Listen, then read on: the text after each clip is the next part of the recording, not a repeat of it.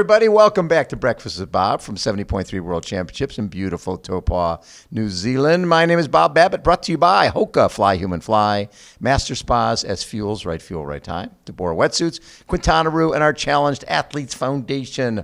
Our next guest, who could be, I don't know, $200,000 richer by the end of this weekend. Kat Matthews joins us. How you doing, Kat? Hi, Bob. I'm good, thank you. Yeah. It is always such a treat to chat with you. You too. So, the T100 series, and this is it's a cool era for professional triathletes because there's more money and support than ever before, right? With T100, PTO, Challenge, Ironman, 70 point. There's a lot of different options. You're one of the few who was successful at both. You did the T100 and came away with $75,000 from that. And then right now you're in a position with the Ironman World Series or Pro Series. They used to have a World Series. Pro Series, you can come away with $200,000. How fun is that?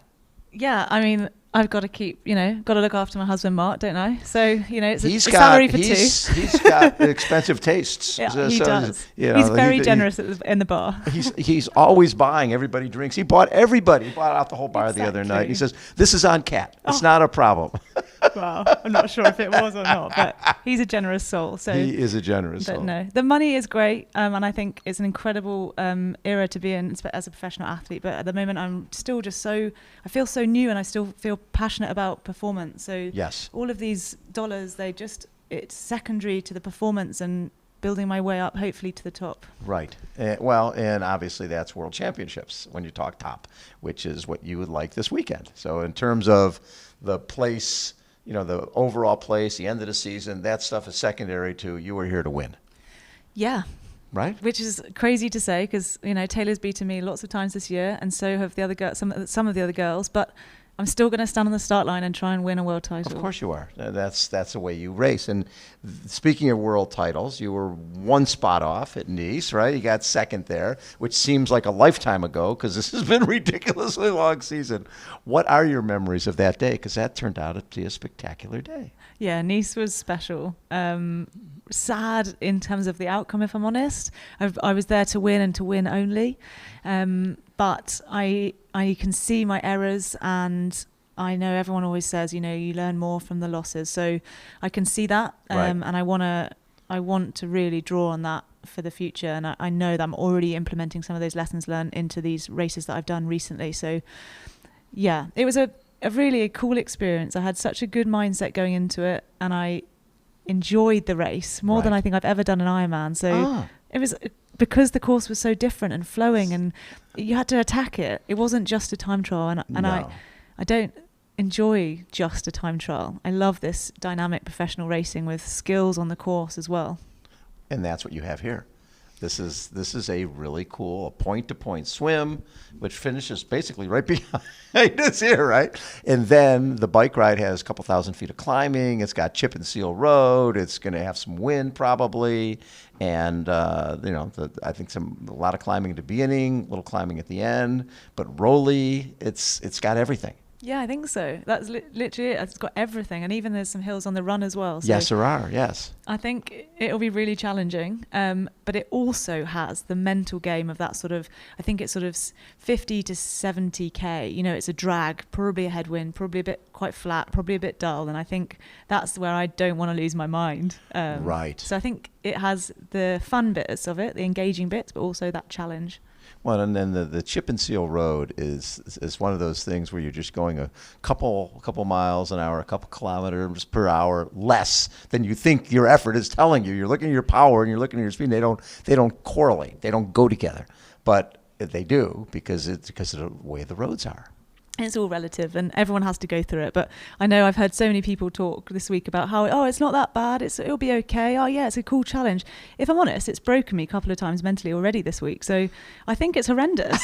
and I don't really know. It's not enjoyable at all, if I'm honest. So I think you just have to come to terms with that however you can.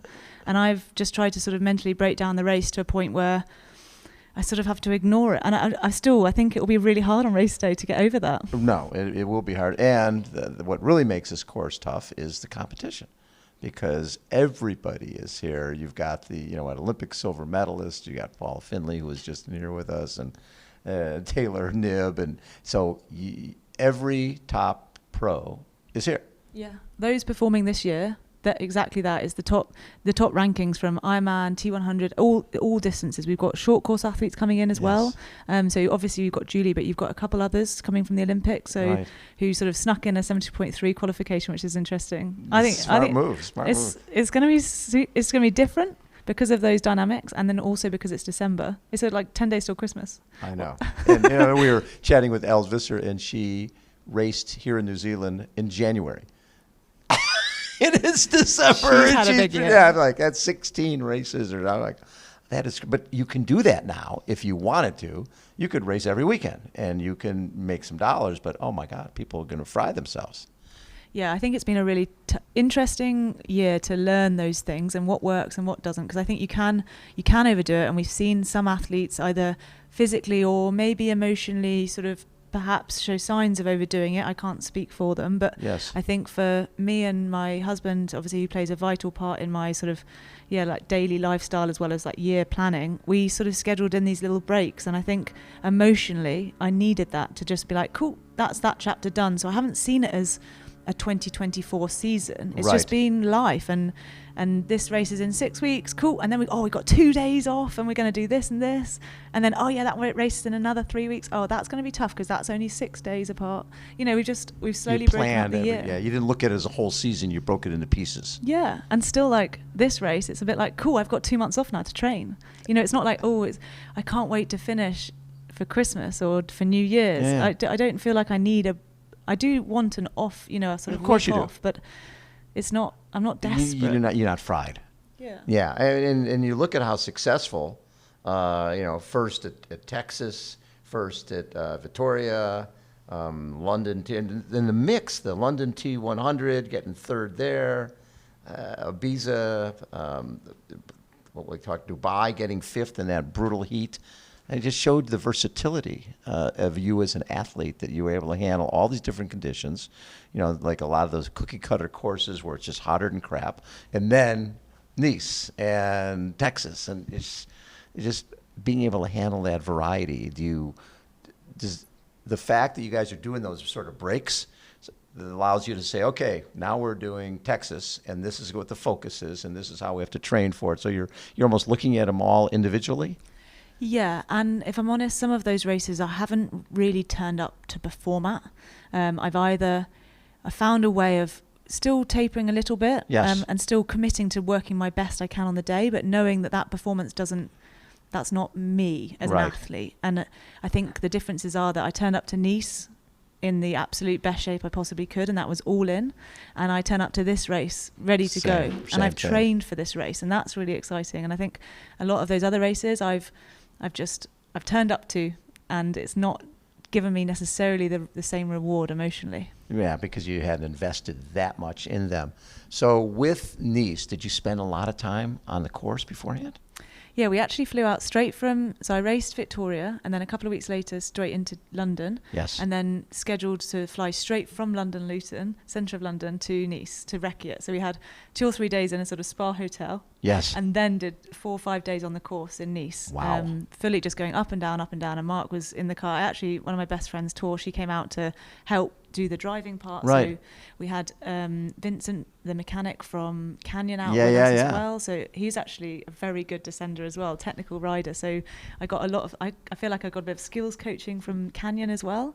And I actually, maybe 5 days, it was enough, Right. Didn't want to compromise my sort of swim training over the summer, and obviously being in the mountains, you have to compromise something. Exactly. And then went out maybe 10 days before the race to just remind myself, test out a few sort of gear ratios, cassettes, things like that. And again, Canyon really helped with all of that. And obviously they had a great 1-2 there the year before. So there was a lot of learned experiences to be had.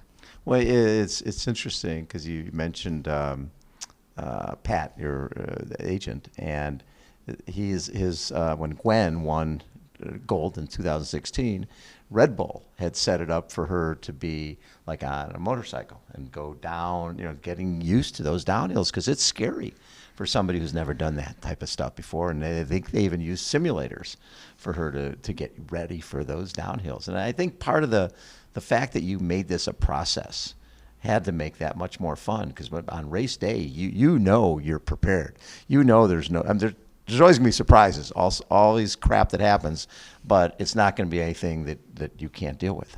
Yeah. And again, like emotionally, I invested so much time in that. I still could I completely memorized the course, like I know it so well. And obviously there's some of that preparation, but there's also the skill factor to it. And I think maybe coming from team sports, and I don't know, I've just got I've got quite good hand-eye coordination, right. And I did quite a lot of skiing as well as a bit with the army. Sure. So I feel like, again, just I've got fortunate with some of the skills I've picked up. Right. Even though I've only been cycling for 6, 7, 8 years or so, but yeah, but obviously it was fun. Yeah, and you've become so well-rounded across the board. You know that you can win a lot of different ways. You can win off the front on the bike. You can win by coming from behind on the run.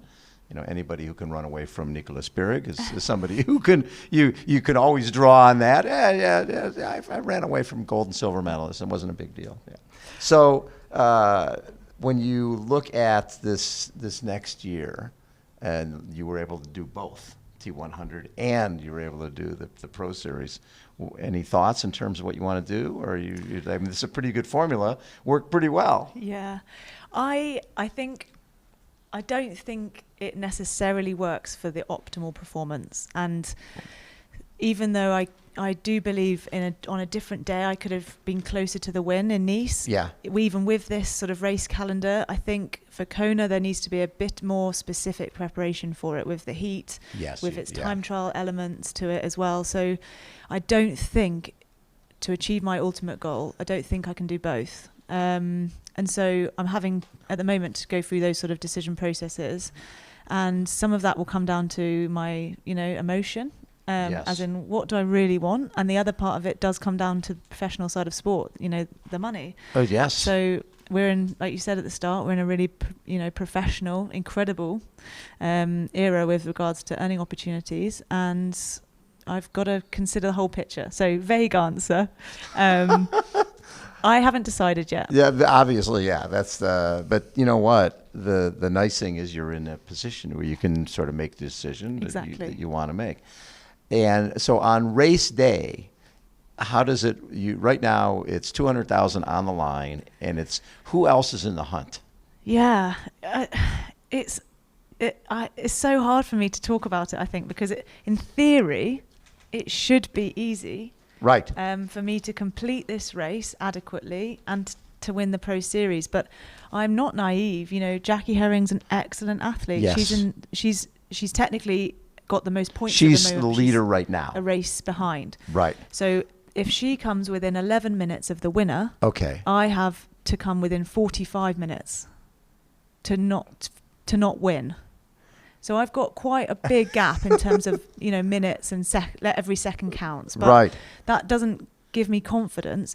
It's not really. It's actually quite stressful because it becomes a negative goal. Like, you've got to do that, otherwise you have failed. Well, and also you're doing math. Who the hell wants to do math when you just want to race? Oh my goodness! You put your head down and race. You don't want to be thinking about, okay, then I got to worry about Jackie, and I got to worry about that person, and yeah. And I'm sure there'll be a point at some point where it crosses my mind. I'm having a bad moment, and I'll be like, you just got to finish. And sometimes that's what motivates you for the next 5 kilometers, and then oh, actually no, I'm going to try and win again. So I think you fluctuate through those moods, and I'm hoping that for 99% of the race I'm just thinking about the race that's happening rather than the Pro Series. Exactly. You don't want to be thinking, oh, there's Jackie, there's so and so, and I need to be in front of her. But yeah, that's never a lot of fun. What do you look back on as your best race? Data wise, rolling in last minute to T100 San Francisco, I had an excellent performance off the back of my DQ in Ironman Hamburg. Oh yeah, what the hell? Yeah, it's tricky. So just a really brief explanation is that I I'm so in tune with, learning how to use the race ranger. If it flashes red, Right. you have to overtake straight away. Right. In my eyes, there's no like, oh no, that wasn't my fault, or it's red, you overtake, full stop, otherwise you have technically drafted. Right. And so I happened to just flash red in the no overtake zone, of which I'd missed the sign mentally, and so I saw red overtook. Right.